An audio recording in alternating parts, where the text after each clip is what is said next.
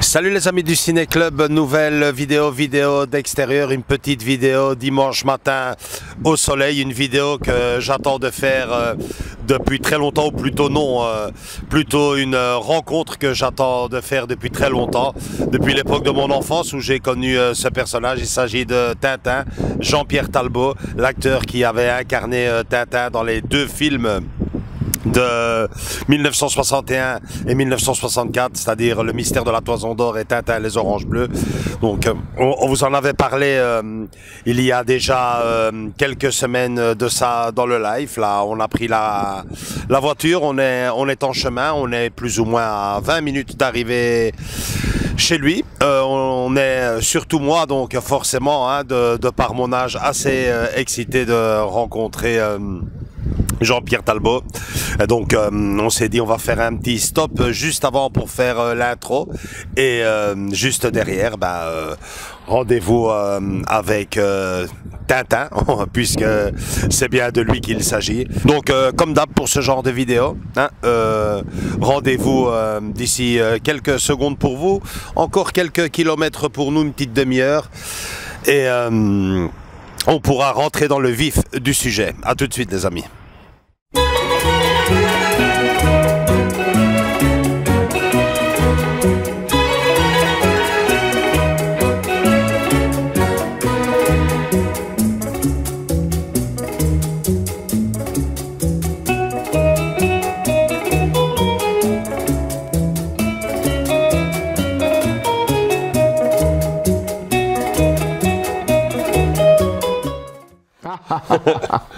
Voilà. Bonjour monsieur Jean-Pierre Talbot, merci, un immense merci avant toute chose de nous recevoir chez vous parce que bon on n'est pas journaliste, on est juste une petite chaîne YouTube et il nous a pas fallu deux mails pour que vous nous receviez gentiment chez vous. Donc un immense merci. Voilà, welcome. Un immense merci pour cette Chemin du Congo. Chemin du Congo. Ça me colle à la peau, hein, c'est incroyable. Je me dis, c'est pas possible, c'est le vrai ouais, Tintin. Oui, quand j'ai acheté le terrain et j'ai fait bâtir, je ne connaissais pas mon adresse. Et alors, je demande comme ça, finalement, où est-ce que j'habite? Chemin du Congo. Waouh, c'est pas croyable. C'est incroyable. Alors, ça fait un buzz. On parle de buzz aujourd'hui, mais à l'époque, c'était un événement. Un dentiste de Marseille m'a construit la Fort de Thé avec le Tintin, le Milou et le Petit Noir en résine dentaire, une merveille. Et alors, Fanny, par fidélité, m'a offert une planche Tintin au Congo. Fanny, c'est la veuve d'Hergé, évidemment. Ouais. Voilà. Okay. Ben voilà, l'idée de cette vidéo, c'est de revenir justement sur votre histoire dans les deux films de Tintin où vous jouiez le rôle de Tintin. La Toison d'Or, les Oranges Bleues, 1961, 1964. Donc à travers 10 petites questions, parce que c'est dimanche et c'est déjà super gentil de recevoir. Dimanche, c'est ça. Donc on commence tout de suite par la première question. Vous imaginez bien comment tout a commencé, comment tout a débuté, parce que bon si je m'en réfère plus ou moins à ce que je sais, on cherchait un Tintin exactement. Donc on m'a demandé. Et comme je suis un brave gars, j'ai dit oui pour faire plaisir. Non, c'est beaucoup plus compliqué que ça. Ouais. Donc, j'avais 16 ans. Je me destinais déjà à l'enseignement, instituteur. J'avais choisi la pédagogie. C'était incontournable. C'était mon métier. Donc, job d'étudiant, contact avec les enfants et en tant que sportif, moniteur de sport sur la plage Papa Dauphin à Ostende. Voilà. Et alors, j'étais en bord de mer avec les enfants. Je ne leur apprenais pas à nager, mais simplement à ne pas avoir peur de l'eau, à mettre la tête dans l'eau, puis on courait, on sautait dans les vagues. Enfin, on faisait du sport, mais de manière adaptée. Et alors, une dame vient à m'aborde et me dit, connaissez-vous Tintin? Ben oui, je connais Tintin, tout le monde connaît Tintin, je dis. On va tourner un film. Ah ben c'est une bonne idée. Alors, je pense qu'elle va me... Et alors, on cherche quelqu'un, quelqu'un pour jouer le rôle de Tintin. Je pense qu'elle va me demander, parmi mes amis, connaissez-vous quelqu'un qui ressemblerait? Eh ben non, je vous ressemble. Quoi, moi? Jamais on ne me l'avait dit. Jamais, ni ma famille, ni mes amis à l'école, ni mes copains de sport. Jamais on avait dit que je ressemblais à Tintin. Et par la suite, c'est devenu évident. Bon, pourquoi? Parce que j'ai quand même dû passer un bout d'essai. Hein. Donc, je n'y croyais absolument pas. Je n'y croyais absolument pas, moi, ressembler à Tintin. J'en ai même pas fait mention quand je suis rentré chez ma grand-mère, chez qui je logeais. Vous étiez blond à l'époque? Oui, comme ça, voilà. Un peu plus de cheveux, voilà. Ouais. Maintenant, j'ai des lunettes, ben, j'en avais aussi à l'époque. Ouais. Bon, j'avais un peu moins de ventre, mais enfin, on ne le voit pas ici à cause de la table. Et alors, bon, bah, on me convoque à Paris, ça c'était mi-août, hein. On me trouve comme ça mi-août, parce que le producteur a dit, puisque Tintin ne vient pas à moi, je vais aller à lui, et il a formé, appelons ça des détectives, ou les Américains disent des scouts. Donc, la personne qui m'a trouvé avait comme rayon d'action la Belgique, il y en avait en Suisse francophone, Québec et France évidemment. Et ces personnes-là ralliaient les mouvements de jeunesse, les marchés, les sorties d'école, etc. Donc, je donne mon adresse quand même, et alors, cette personne-là, quand même, m'a fait une photo hall, devant le Cursal, et cette photo a été envoyée à Paris. Et j'ai été convoqué vers le 10 septembre pour un bout d'essai à Paris. Bon, je vais à Paris, on me déguise en Tintin. Bah, ils me mettent un pantalon golf qui était un tissu qui était lourd et beaucoup trop long. C'est pas le pantalon de Tintin, ça ne vit pas, je dis. Hein. Alors ils me font une mèche à l'aérocroix.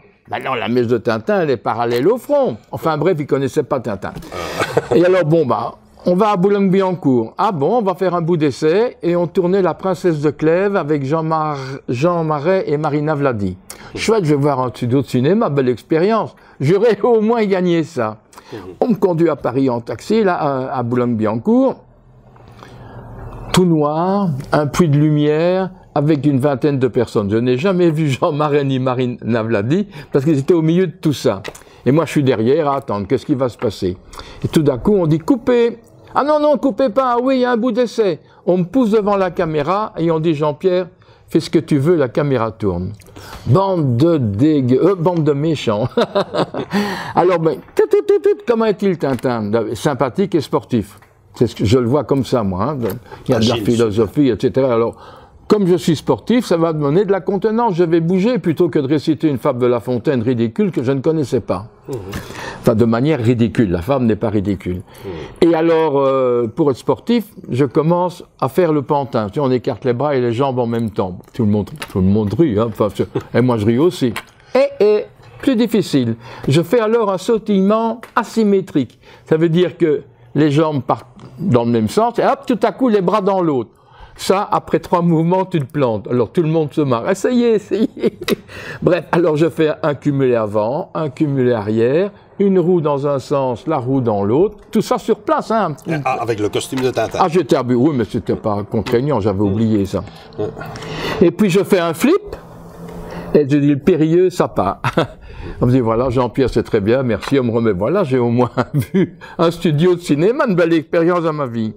Je suis de nouveau chez moi, j'y crois toujours pas, et je suis convoqué une deuxième fois à Paris, une semaine plus tard, et là on me dit, ah Jean-Pierre, maintenant c'est plus difficile, tu vas devoir jouer la comédie. C'était pas jouer la comédie, finalement c'était Milou sous le bras, derrière un arbre, il y a des bandits, je les suis, enfin bref. C'était naturel, c'était pas difficile.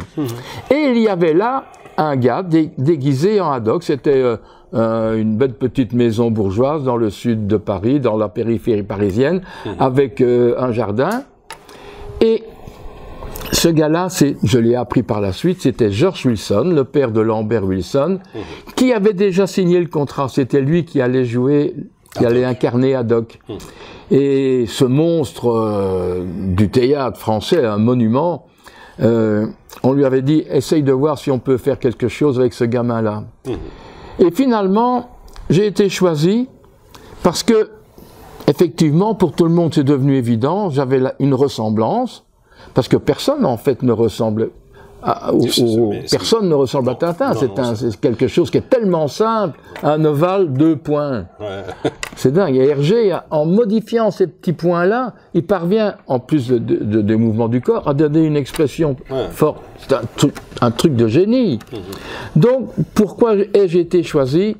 Ben, je crois que, et à mon côté sportif, j'étais quand même à cette époque-là, à 15 ans, j'étais finaliste en athlétisme sur 100 mètres, catégorie scolaire, catégorie scolaire. À l'époque, si je me souviens bien, j'avais été chronométré une fois à 11,4, mais l'officiel c'était 11,6. Bon, ben enfin, à l'époque, c'était pas mal sur Cendré avec des spades qui n'en étaient pas. Bref. Et alors, donc il y avait le côté sportif, et je n'ai jamais essayé d'incarner Tintin. J'ai joué comme si l'aventure m'arrivait à moi, et ça correspondait. Et alors, la première fois que j'ai rencontré Hergé... Oui, ça c'est la deuxième question. Donc, voilà, votre rencontre avec Hergé, parce que là, je suppose que c'est le stress, là, non? Voilà, rencontre avec Hergé. Donc, j'ai été choisi pour devenir Tintin, et pendant 6 mois, j'ai vécu à Paris pour m'entraîner à devenir Tintin. Notamment la plongée sous-marine, on m'a appris. 3 heures en piscine, c'était suffisant. On m'a appris le judo. Parce que toutes les batailles, je les ai faites et elles étaient réglées exactement comme un ballet. Et je les ai montées moi-même avec mon maître de judo, avec les mouvements qui me correspondaient. Voilà, on a construit tout ça.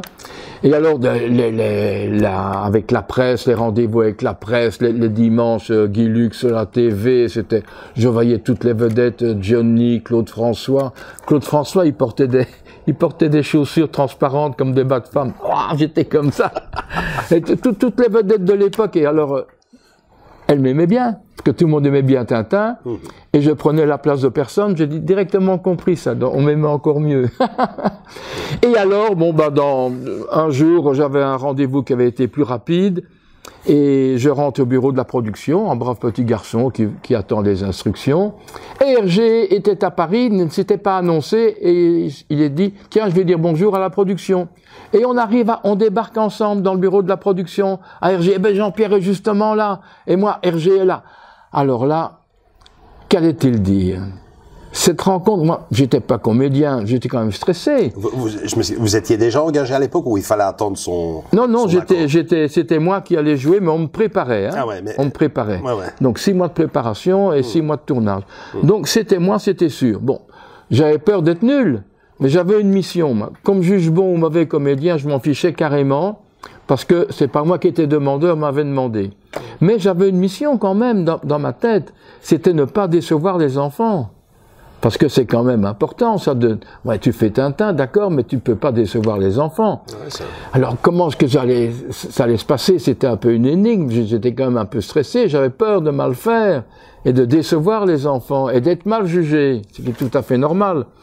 Alors, la vie d'Hergé, je l'attendais avec impatience. Il avait déjà vu les photos, attention, c'était pas son film, Hergé, hein. Ouais, il avait vendu ses droits. C'est pas moi. Même pas le scénario, rien. Non, c'est pas moi. Scénario, c'est Forlani, André Barrel, producteur, et Goscinny un petit peu. Il voilà. Juste donc... donné le feu vert, quoi. Ouais. Mais si ça avait été trop éloigné, il aurait dit non. Mais enfin, il a vu ma photo, il a lu le scénario, il a peut-être donné des idées dans le scénario aussi, hein.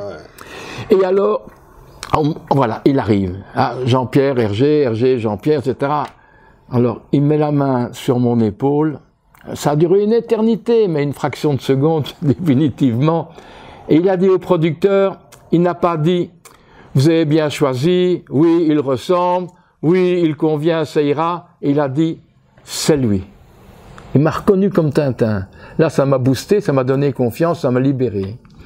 Donc il m'a reconnu une première fois comme Tintin ce jour-là, notre première rencontre. Il m'a reconnu une deuxième fois comme Tintin lors de mon mariage. Il m'a offert une aquarelle dédicacée, c'est l'original des portraits, les 7 portraits, le Tintin évidemment, à Jean-Pierre et Diana, monsieur et madame Tintin, il me reconnaissait. Il m'a appelé plusieurs fois son fils spirituel, mais enfin, j'aurais préféré être son vrai fils à l'héritage. Je ris, hein, ça n'a pas d'importance. Mais alors, la plus belle phrase qu'il m'ait prononcée, après, c'est lui. Il avait vers 80 ans déjà quand même, hein. Il a dit, Jean-Pierre, c'est merveilleux, tu n'as jamais démythifié mon personnage. Ah, ça c'est... Yes, mission accomplie. C'est quelque chose.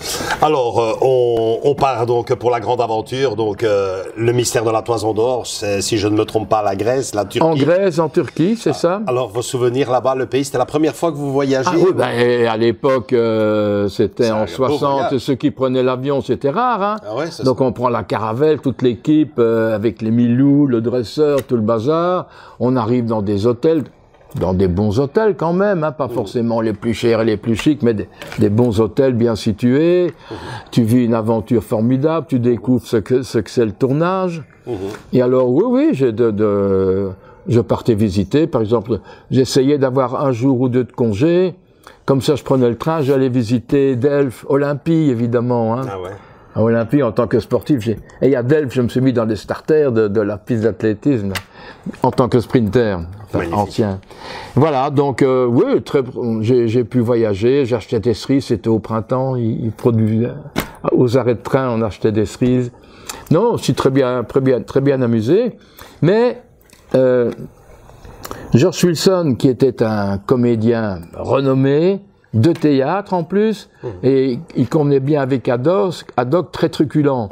Et il aurait joué Jean-Pierre, Tintin, en me poussant dans son dos pour qu'on le voit mieux lui à l'écran, etc. Hein. Ah ouais. C'était un réflexe, je comprenais ça. Et après 2 jours de tournage, je dis, Georges, la vedette c'est Tintin, hein. Et moi je disais pas ça pour me mettre en valeur. 17 ans, moi un petit qui n'est rien, oser dire cela à un monstre du théâtre et du cinéma. Elle me tient en scène. Oui, Jean-Pierre, il a raison. Georges, continue comme ça, c'est très bien, mais ne mets pas Jean-Pierre derrière. Ouais. Moi, j'avais sauvé Tintin. C'était pas pour moi, c'était par honnêteté vis-à-vis du personnage que je représentais. C'est clair. Donc, il aurait pu m'en vouloir. Hein. Et alors, lui, il répétait. Au plus il répétait, au mieux c'était. Du moins dans sa tête, que pour moi, la première ou la dernière fois, c'était pareil. Hein. Mais moi, je ne voulais pas répéter avec les mots. Répéter pour sentir l'éclairage, la disposition devant la caméra pour ne pas qu'une oreille vienne devant le nez de l'autre, hein, le gros plan, etc. Donc là, j'avais besoin de répéter physiquement, mais pas sentimentalement. Et alors, je m'étais mis d'accord avec lui, Georges, tu permets que je ne dise pas mes phrases ? Il a été étonné, mais il a compris que c'était normal, parce que au plus je disais le texte, au plus ça devenait fade. C'était toujours au premier ou au deuxième jet, et en plus, je mettais beaucoup de tempérament, parce que je poussais, tout le monde courait derrière moi. Hein. Mais ça me donnait de la contenance, et en plus ça correspondait à Tintin. Ouais. Alors moi, j'ai revu le film dernièrement, et j'aurais vraiment aimé que vous nous racontiez La Tour. Là ? La descente de la tour. Ben, la descente sur la tour, c'est incroyable quand même. Ben non, c'est facile comme tout, cette descente. C'est descente, c'est le long de... Vous devez voir les images, hein, parce que d'après ce que j'ai entendu, vous allez nous le confirmer, il y avait des cascadeurs qui étaient là. Et non, exactement. Donc j'arrive sur le lieu de tournage le matin. Tout content de faire du sport, moi, plutôt que de réciter des textes. Hein, Et alors, qu'est-ce que je vois? 2 gars qui étaient habillés en Tintin. 2, en plus, 2. À peu près ma morphologie, de loin. Hein. Mais qui c'est, ces gars-là? Ben, écoute, Jean-Pierre, tu vois, les assurances interdisent que tu le fasses, c'est trop compliqué, c'est trop dangereux, on n'a pas le droit de prendre ces risques, etc. Non, moi, je veux le faire.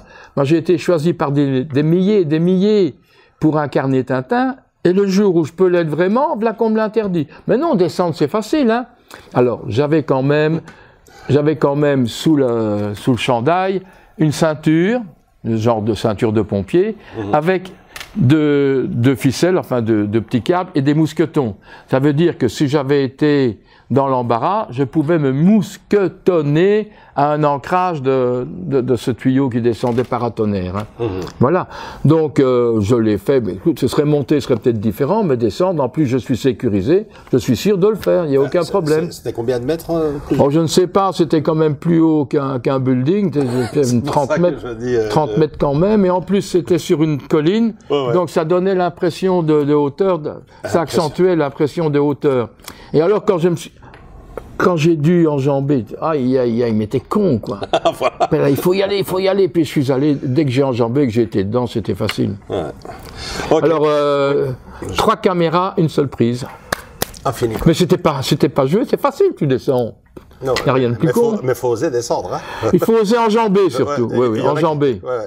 Mais je suis sûr de moi, je suis sûr de moi. Ah ouais, j'étais quand même dans l'équipe de gym à l'école normale. Hein.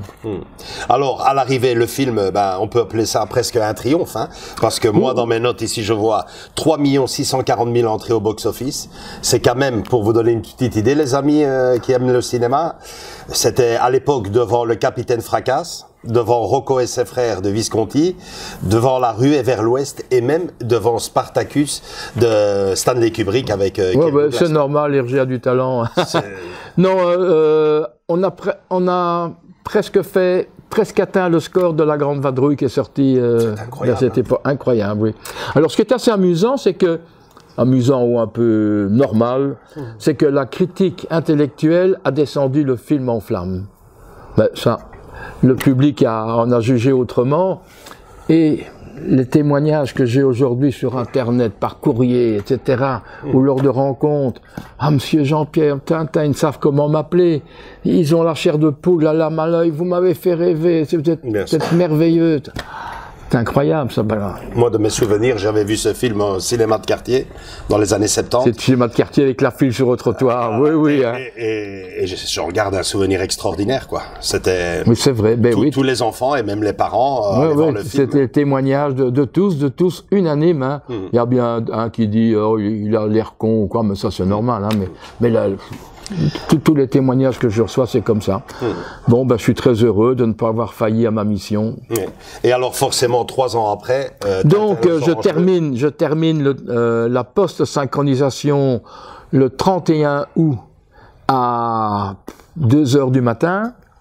À 7 heures du matin ou à 8 heures, je ne sais plus, je prends le train pour rentrer à Spa. Je pensais qu'il allait avoir un tapis rouge et une fanfare, rien, personne. Je traverse la ville avec ma valise, comme ça. Pourquoi? Parce que je voulais rentrer à l'école normale de Theux, ici, proche de Spa, interne, pour avoir la paix. Donc je n'ai pas manqué la rentrée scolaire et tout le monde a travaillé d'arrache-pied pendant des heures plus que d'habitude pour que je sois libre après la post-synchronisation pour prendre le train le 1er septembre et être dans mon école le jour de la rentrée. Voilà. Donc j'ai terminé mes études, j'ai commencé à enseigner et là, en cours d'année, à Pâques, on est parti pour le 2e film. Alors mes élèves à l'école, c'était des vedettes, hein. Parce que les TV, les journalistes, les Paris Match venaient dans ma classe, et les enfants étaient filmés, c'était des vedettes amusants comme tout. Et alors, bon, moi j'avais dit au producteur, d'accord, pour faire des films, hein, mais je suis instituteur, c'est ma vocation, je ne suis pas comédien. Si le film est bien préparé, on commence comme on a fait pour celui-ci, début des vacances de Pâques, et ça fait 6 mois, pour la rentrée scolaire, je dois être là. Alors là, une petite combine avec les élèves, allez, on va travailler à fond, comme ça les décider en plus à apprendre, et quand un enfant a décidé d'apprendre, il apprend. Ceux qui n'apprennent pas, c'est ceux qui ne veulent pas, ou qui n'ont pas envie. Et là-bas, donc, en Espagne, tournage à Valence, je pense. Valencia, Gandia, etc. Là, c'était avec Jean Bouise. Ouais. Il manquait un peu de volume à mon sens, mais c'était un poète. Ah, quel charmant, quel charmant. Alors que Georges était truculent, Jean Bouise était très philosophe et alors on a fort sympathisé avec Georges aussi, mais avec Jean, il n'y avait pas grand-chose à faire. On était dans la région de l'arrière-pays, c'est tout, c'est beau, mais il n'y a pas, c'est pas comme en Grèce. Et alors, on prenait une voiture, on louait une voiture, on allait se balader dans un coin, manger un petit resto, vraiment dans un petit village. Et il récitait à merveille Garcia Lorca. Garcia Lorca, forcément. En espagnol, hein, voilà. Et alors, on s'est bien entendu aussi. Il y a des chouettes choses dans ce film qui a été un peu, quand même plus critiqué que, enfin, c'est-à-dire que la Toison d'Or. Non, la Toison d'Or, c'est comme un James Bond moderne, hein, pour enfants, quoi. Ouais. Il y a tout, l'hélicoptère, la plongée, les batailles, tout, le bateau, la fumée rouge, tout, des dépaysements magnifiques. Mais moi, j'ai bien aimé les Oranges Bleues parce que avec tous les enfants, c'était une merveille de jouer avec eux. Hein. Ouais, et alors, il y a des gens qui m'ont dit, encore dernièrement, hey, j'avais 8-10 ans à l'époque de la Toison des Oranges Bleues, je suis allé le voir avec mes parents, et j'étais jaloux d'être dans mon fauteuil, j'aurais voulu être avec eux pour t'aider, qui me disaient, pour aider Tintin, à l'attaque du bateau, c'est génial. Mon papa était fan parce que bon, lui, espagnol, il parlait quasiment pas français. Oui. Et quand ce film est commencé à sortir à la télévision, il était là, oh, Tintin en Espagne, Tintin en Espagne, parce qu'il entendait beaucoup de gens parler dans le film espagnol. Hein. Donc, tout à fait. Les enfants. Alors, j'ai beaucoup de fans en Espagne. Notamment du côté de Barcelone, en Catalogne, parce que c'est quand même un peu plus francophone que... Mais ça descend jusqu'à Valence. Au Portugal aussi, le premier courrier que j'ai reçu, c'est une jeune fille du Portugal. Ah ouais. Donc ici, je vois, le film marche moins bien, mais bon, on est quand même à 1,5 million d'entrées. Devant, pour la même année, les tribulations d'un Chinois en Chine, devant Merlin l'Enchanteur de Disney, devant la chute de l'Empire romain, devant West Side Story. West Side Story et même la Grande Évasion. Donc c'est dire si le premier est vraiment un monument, parce que là, on s'approche des 4 millions. Donc, moi, il me reste plus que 2 petites questions à vous poser. Est-ce qu'il a été question à une époque d'une 3e partie? Il a toujours été question d'un 3e film, et le thème était même connu avant le tournage de la Toison d'Or, parce que la première chose que l'on m'a apprise pour devenir Tintin, c'est de monter à cheval, l'équitation. Alors qu'il y a dans la Toison d'Or et les Oranges Bleues, il n'y a pas d'équitation, hein. Il n'y a rien. Enfin bref, qu'importe. Et finalement, le 3e film n'a jamais eu lieu. Pourquoi? Parce que début des vacances de Pâques, rentrée scolaire. Alors lorsqu'un comédien tout ça dépendait en plus, le producteur n'était pas un producteur de métier, il avait un autre métier très rentable. Et alors, j'ai risqué une fois ma fortune. Bon, il a un petit château sur la Loire avec des douves et tout ça, avec la Toison d'Or. Hein. Je lui gré bien, hein, il le mérite. Hein. Et alors, bon, comme c'est pas un homme de métier, à l'époque, on aurait tourné, aujourd'hui, on aurait tourné 5 films d'affilée. Voilà. Mais il fallait encore un scénario. C'est jamais un scénario de Hergé. Hein. Hergé avait quand même du mal à trouver 24 albums, 24 histoires, c'est pas facile. Hein. Et voilà, donc ça n'a jamais été fait parce que mon métier, c'était l'enseignement. Par rapport aux familles, les parents me confient des enfants, c'était pour les amener au terme de... Vous avez gardé ce côté professionnel quand même. Oui, et c'est peut-être pour ça que je suis resté pour le public Tintin aujourd'hui, avec mes petits cheveux en moins, mes lunettes, mon petit kilo de trop quand même. Hein, voilà, un petit kilo de trop. Je ne me suis jamais déguisé en Tintin lorsque je vais en dédicace ou bien en présenter le film. Je me présente comme en Jean-Pierre, et moi je n'ai jamais dit que je suis Tintin, je suis Jean-Pierre Talbot, mais je n'en peux rien si encore aujourd'hui le public, je ne suis pas Tintin pour le public, je ne suis pas Jean-Pierre pour le public, je suis Tintin. Et je fais avec, même ma fille, elle me connaît bien, je suis son papa.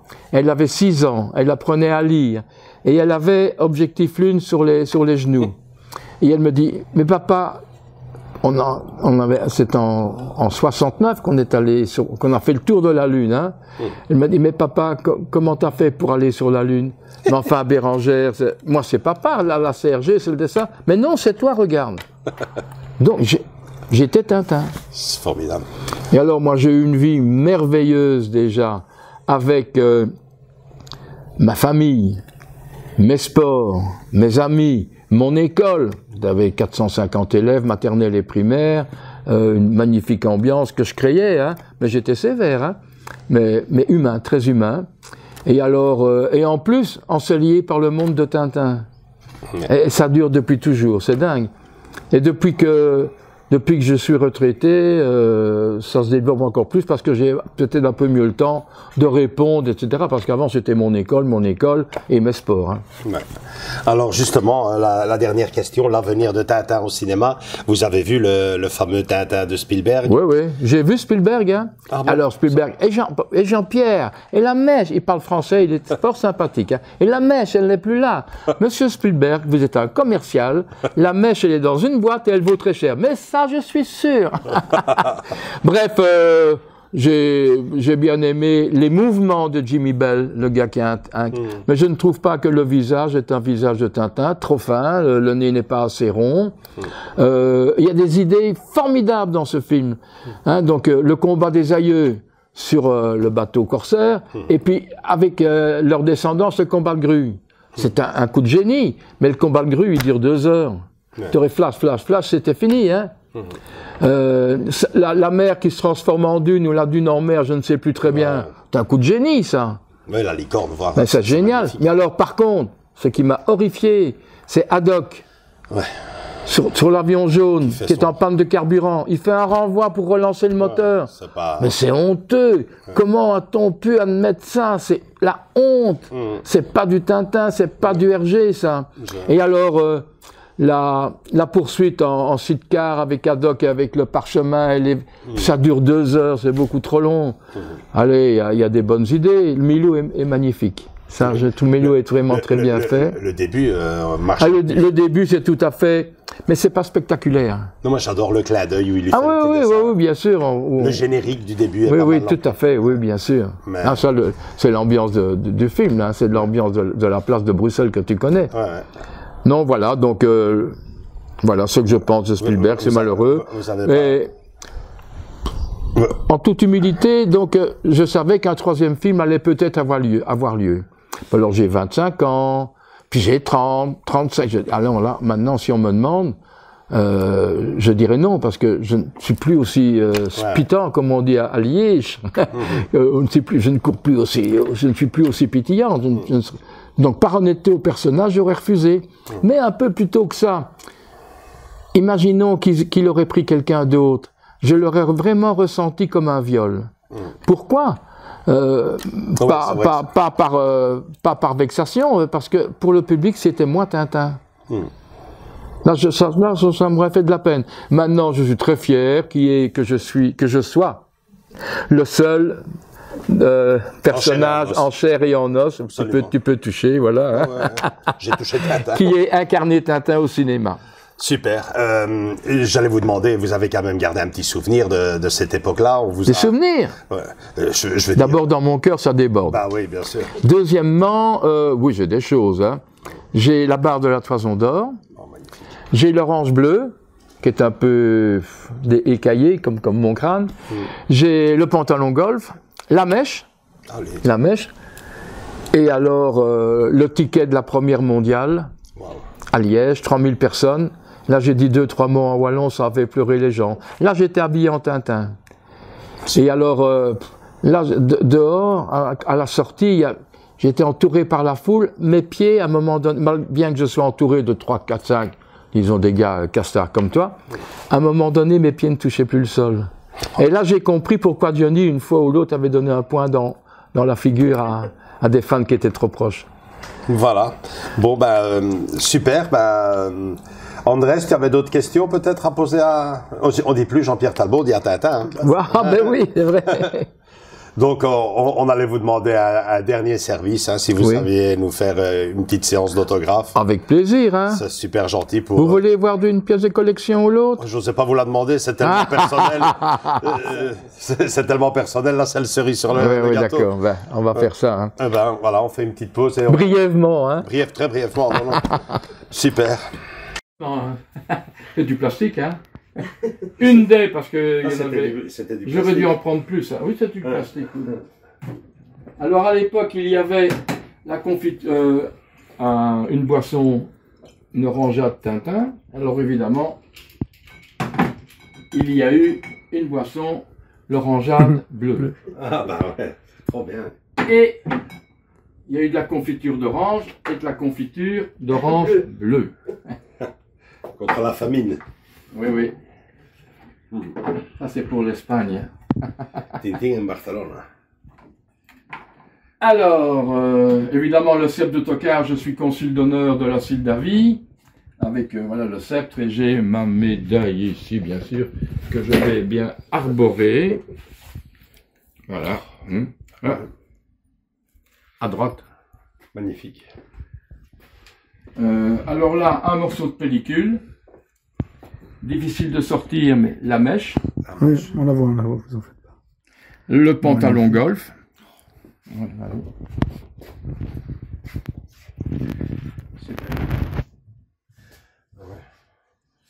La barre de la toison d'or, elle n'est pas bien éclairée. Hein. On la voit, là. on la voit, on la voit. Je vais mettre un peu de lumière. Et ça, c'est le ticket de la Première mondiale. C'était à Liège. Donc la Première mondiale a d'abord eu lieu intimement à Paris, hein. Mais la salle n'était même pas pleine, c'était sur réservation. Donc ça, c'est une carte des cartes téléphone au Québec. Il y en a 4. Spielberg, et ça des différentes décorations que j'ai eues.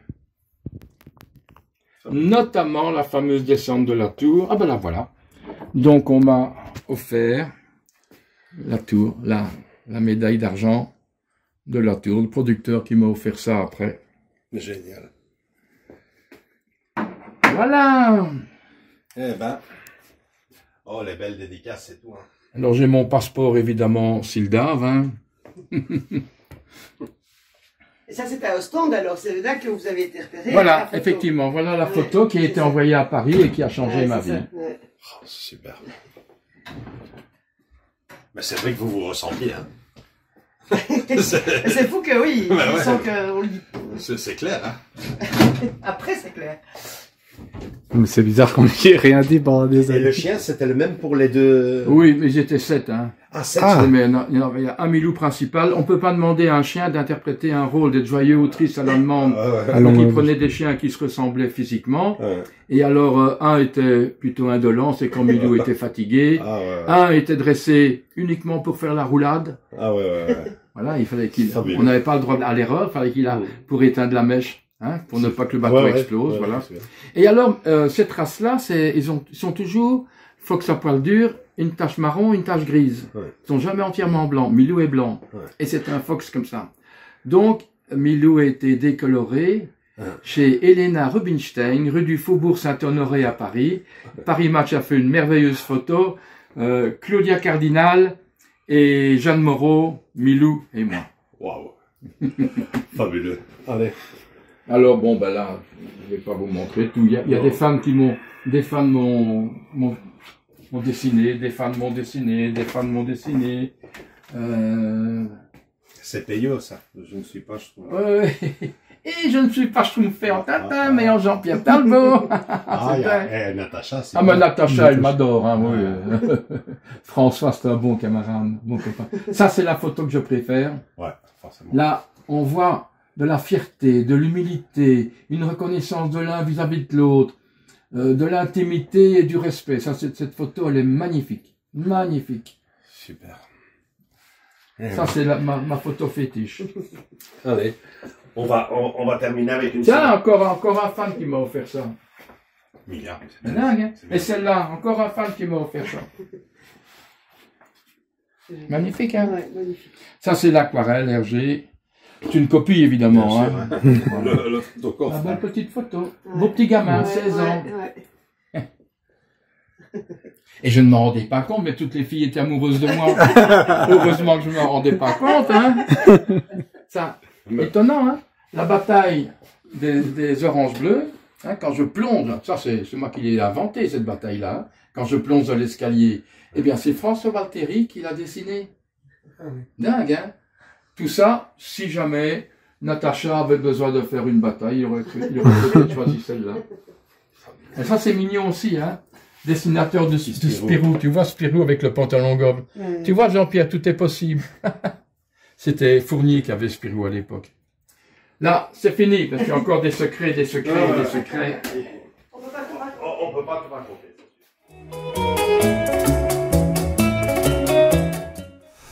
Voilà les amis, encore une fois un immense merci monsieur Jean-Pierre Talbot, Tintin, pour cette belle petite matinée que vous nous avez offert là. C'est génial, on va vous demander encore un dernier service, immortaliser la rencontre à travers une petite dédicace que je rêve depuis tout petit, depuis la première fois. Et bon, ben, pour vous les amis, likez si cette vidéo-là vous a plu, je vous l'enverrai par mail. Venez nous rejoindre dans nos différents réseaux sociaux, Facebook et Instagram, et surtout continuez à vous abonner pour profiter de ce genre de vidéos. Je vous fais de gros bisous à tous et à toutes, et encore une fois, un immense merci. Plaisir. Ciao.